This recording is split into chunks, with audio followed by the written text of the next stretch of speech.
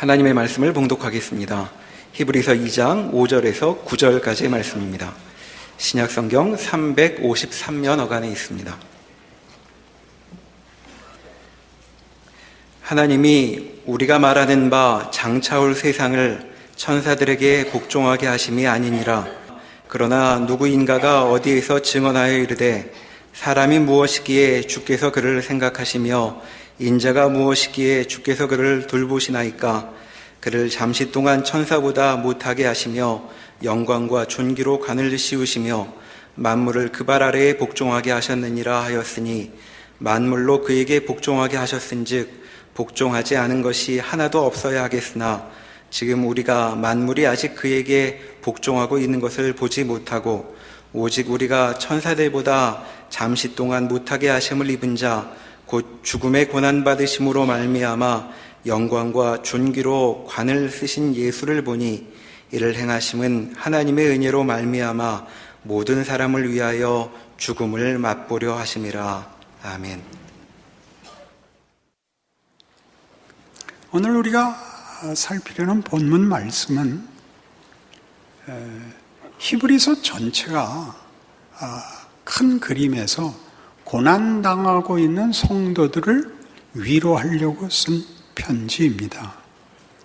그런데 그 고난을 힘들겠다든가 이렇게 견뎌라라든가 이런 얘기는 전혀 없고 너희가 겪는 고난이 무슨 의미인가는 예수와 관계되어서 또 예수로 인한 구원으로 이해해야만 한다. 그 구원이 너무 크고 그 큰 데로 가기 위해서는 너희가 고난으로 느끼는 이런 과정을 겪어야 한다로 설명을 합니다.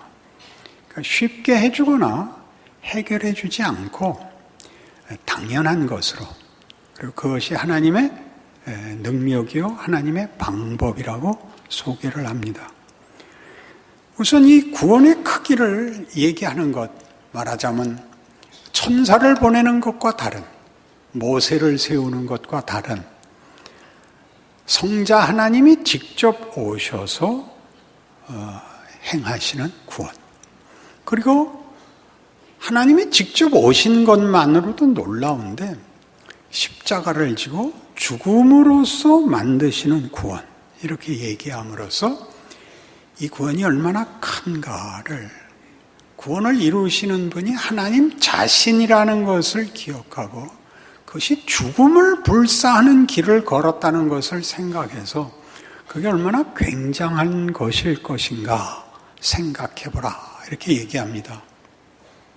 그러니 당연히 무엇도 연결되느냐 하면 그 구원의 대상은 어떤 가치와 어떤 운명의 존재인가가 함께 그 내용에 함의되어 있지요.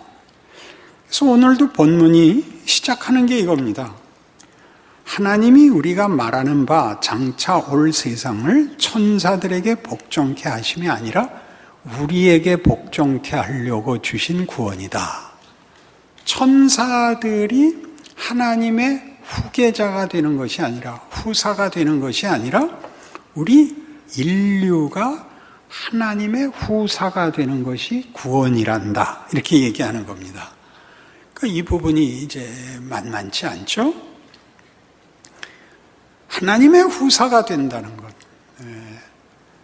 이 세상에 우리가 통치자로 하나님의 그 통치를 물려받는 자식으로, 자녀로 지위를 얻고 있다는 얘기를 하는 내용이니까 우리는 구원이 다만 지옥 가지 않는다, 천국 간다, 행복하게 산다, 눈물이 없다, 이렇게 말하는 것으로는 뭐 비교를 할 수 없는 것이라고 히브리서가 증언하는 것입니다. 그러니 여기 인용된 이 말씀을 6절에 인용된 그러나 누구인가 어디에서 증언하여 이르되 사람이 무엇이기에 주께서 그를 생각하시며 인자가 무엇이기에 주께서 그를 돌보시나이까. 그러니까 너무 놀라운 거죠. 이건 이렇게 큰 것을, 이렇게 놀라운 것을 대접하시다니 내가 그런 존재란 말입니까? 이렇게 충격에 빠질 만한 약속이라는 것이죠. 창조와 구원의 목적이라는 것이죠. 인간이란 이렇게 우리가 생각하는 그냥 예의 바르고 똑똑하고 남에게 시비거리가 되지 않고 못나지 않고 이렇게 우리가 얘기하는 도덕성이나 유용성이나 이런 걸로는 설명할 수 없는 존재 가치를 가진다고 얘기를 하는 것이지요. 우리는 사실 약간 놀랍습니다. 이 놀라운 문제, 적극적인 성경의 구원관이나 약속들은 우리에게 사실 약간 뜬구름 잡는 것 같이 이렇게 실감이 안 납니다. 그 인간이 굉장한 존재라는 걸 시편 8편에서 다윗이 한 이 고백, 사람이 무엇이길래 주께서 그를 생각하시며 인자가 무엇이길래 주께서 그를 돌보십니까? 아니 제가 도대체 무엇이길래 이렇게 모든 정성과 능력을 쏟아 부으십니까? 이 말이 이해가 안 되시면 다른 걸로 이해시킬 때가 있습니다. 욥기 7장입니다.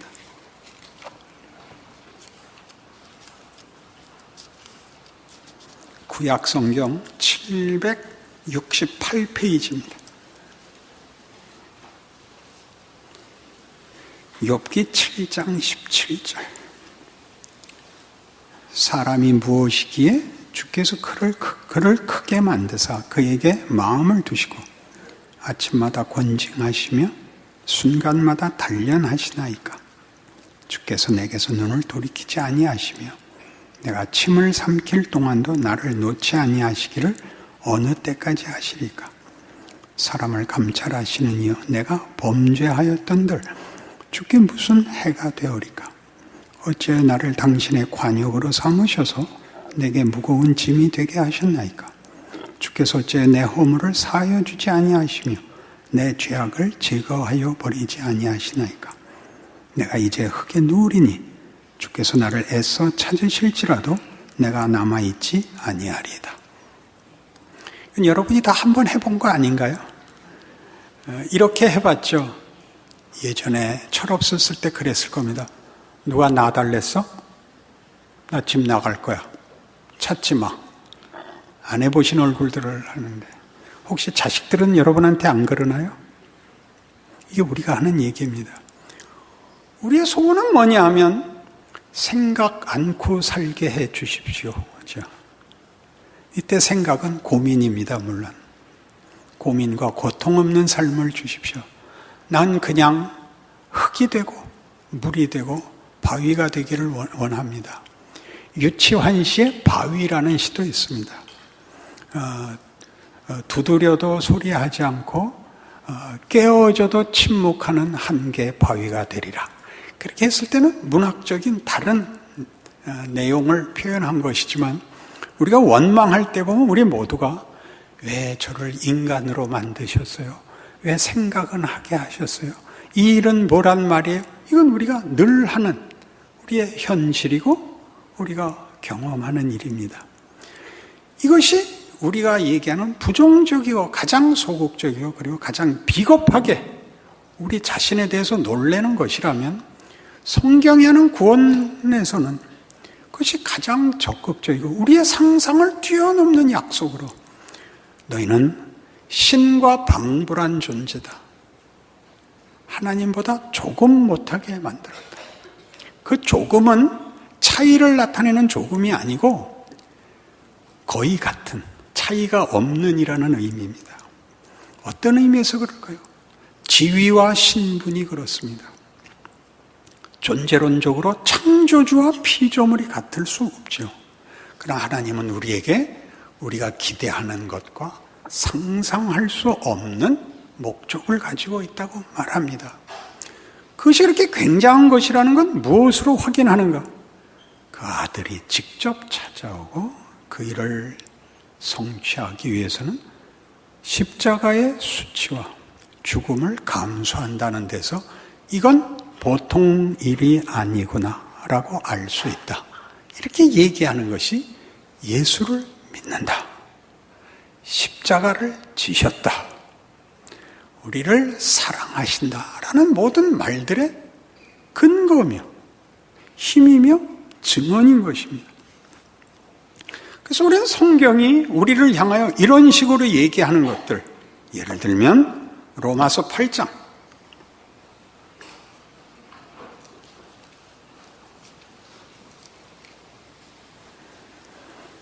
15절 이하의 말씀, 신약성경 249페이지입니다.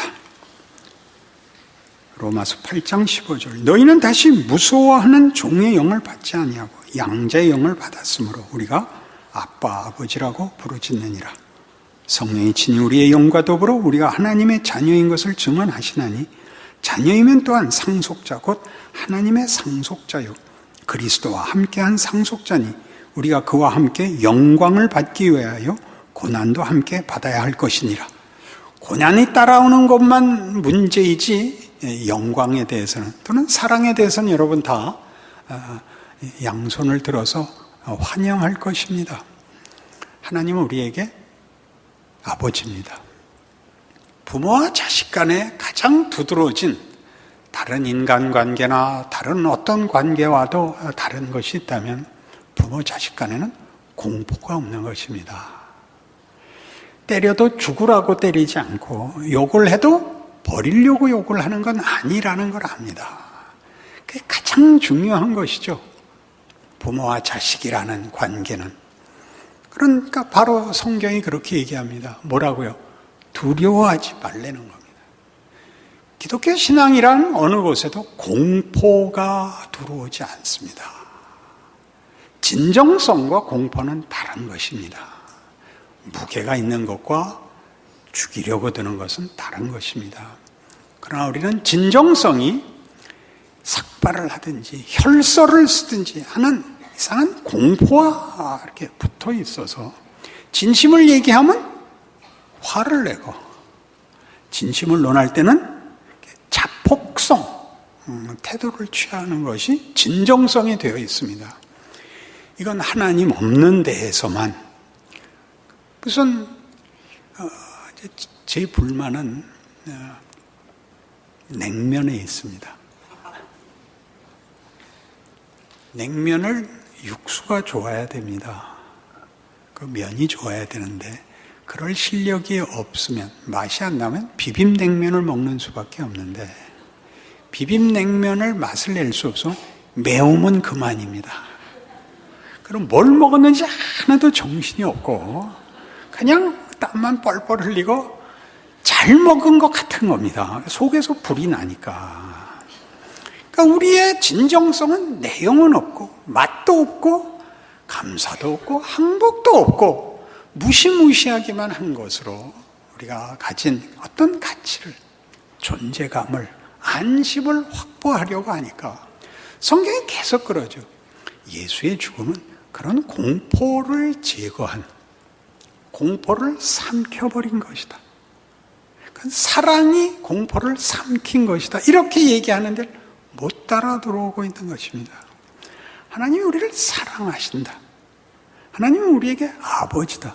이런 말들을 이렇게 새롭게 확인하라고 히브리서가 강조하는 것이죠. 이 문제를 조금 더 가면 심지어 이렇게까지 설명이 됩니다. 에베소서 1장.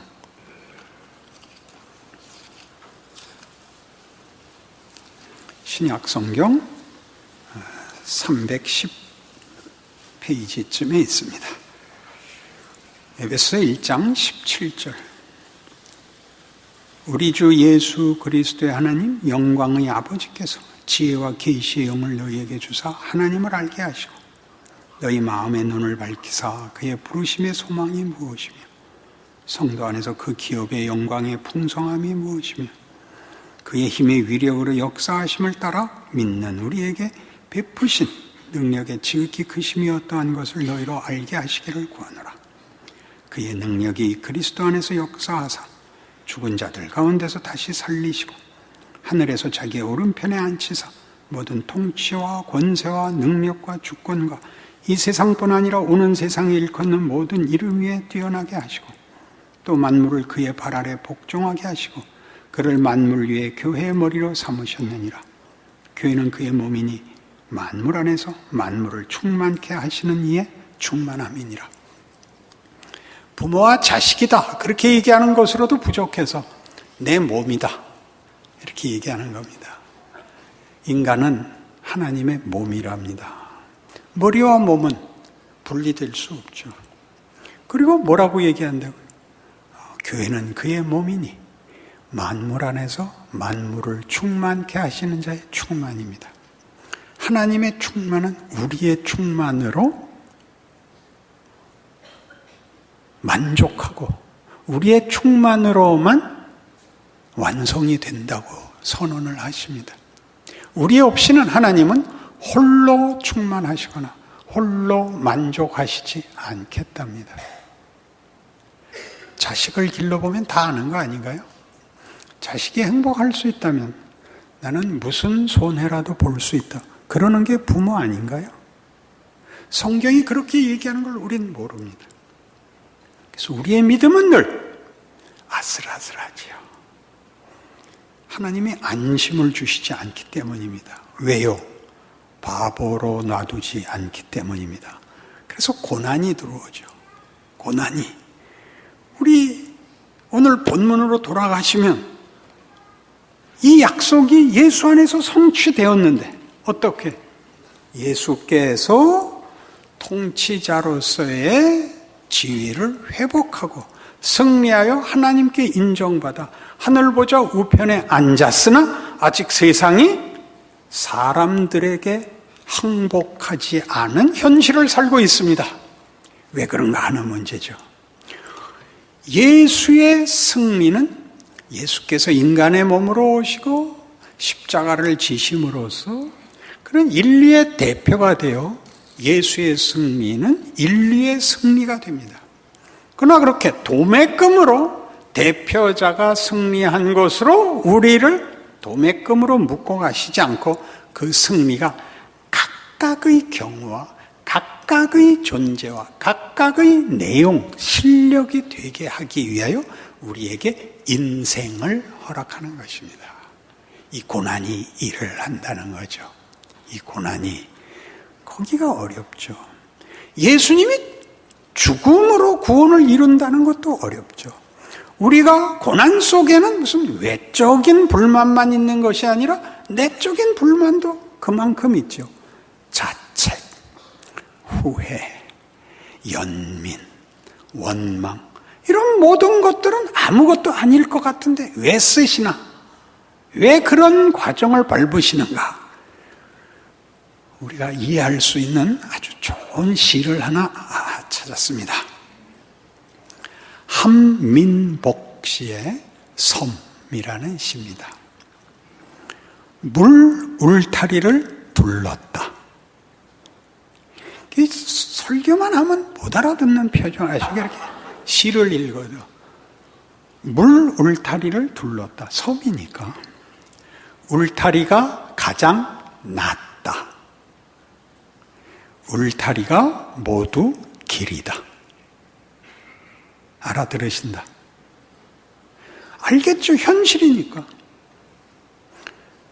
물 때문에 육지에서 분리되어 있고 아무도 갈 수 없으나 물 때문에 모두가 오는 것이 됐죠. 구별하고 분리하자고 만든 울타리가 모두가 드나드는 길이 되어버렸죠. 이런 걸 보고 알 수 있으면 대단한 신앙인일 거라고 생각합니다. 성경이 하는 얘기가 그겁니다. 죽음이 끝입니다.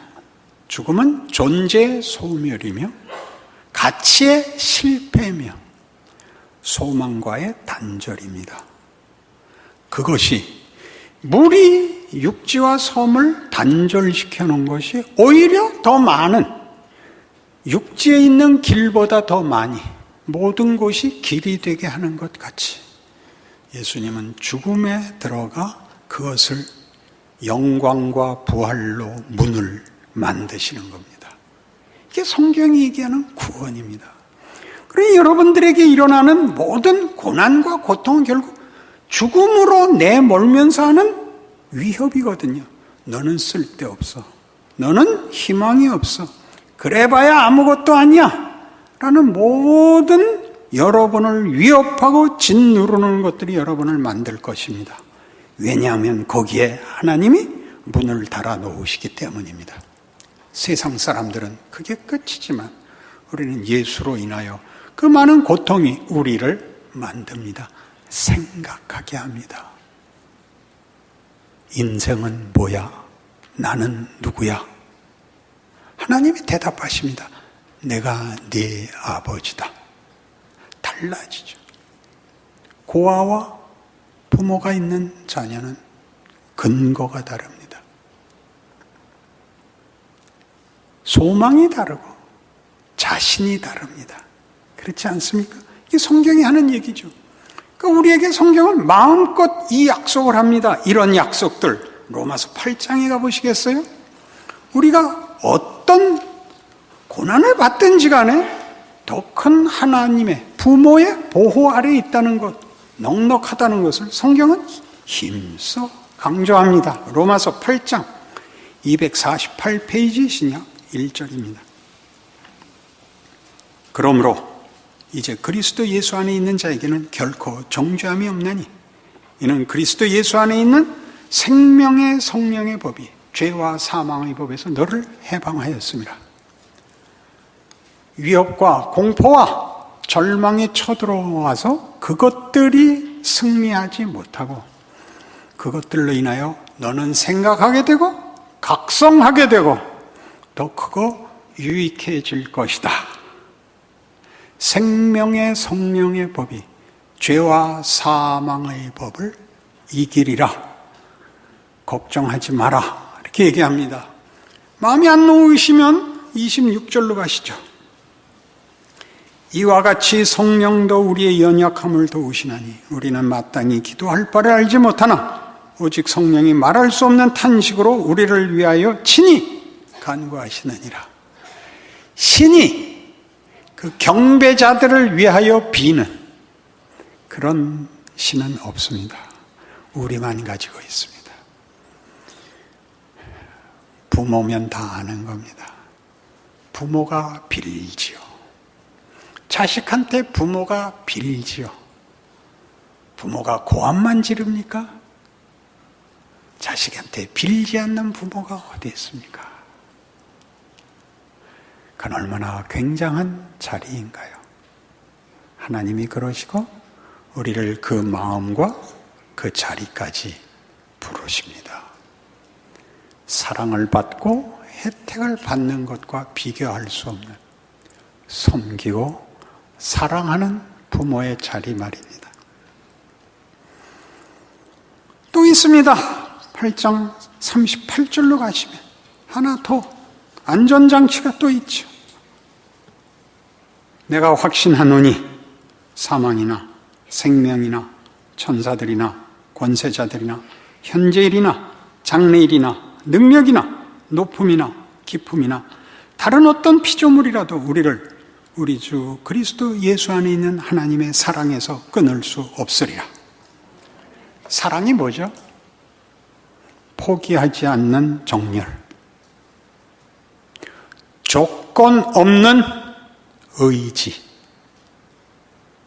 어디다 써놓으세요? 그렇지 않나요? 포기가 없고 하나는 뭐였어요? 조건이 없는 거. 제가 하고도 잊어먹는데 여러분이 듣고서야 뭘 기억하겠어요? 그러니까 써놓으세요. 그래요, 안 그래요? 이게 기독교입니다. 우리가 예수를 믿는다고 하는 말들입니다. 믿음이란 뭐냐? 하나님께서 궁극적으로 그의 영광을 승리하실 것이라고 믿는 것입니다. 하나님의 영광은 뭐죠? 우리의 영광을 만들어내는 것입니다. 내 자식이다. 봐라. 그게 하나님의 영광입니다. 하나님이 영광받기 위하여 우리를 무릎 꿇리거나 우리를 써먹지 않습니다. 우리를 영광되게 하는 게 하나님의 영광입니다. 하나님 기꺼이 우리에게 비시고 우리 손에 죽으실 수 있습니다. 굉장하지요. 여러분 자신의 영광을 제대로 아신다면 감히 방심할 수 없지요. 그리고 사소한 것에 질 수 없습니다. 그 위대함을 살아내는 귀한 인생이 되시기 바랍니다. 기도하십시다. 하나님 아버지, 우리는 따지고 보면 감사할 것밖에 없습니다. 우리가 지나가는 어둠의 시간이, 막막한 시간이 땅이 넓어서, 너무 커서, 깊어서, 높아서 우리가 다 알지 못하는 것뿐이지 우리가 길을 잃은 것이 아니며 버려진 것이 아니라고 확신합니다. 그러니 하나님께서 우리를 사랑하시고 함께 하시는 그 능력과 그 가치 속에서 당연한 우리의 책임을 행하는 당신의 자녀 되게 하여 주시옵소서. 예수님 이름으로 기도합니다.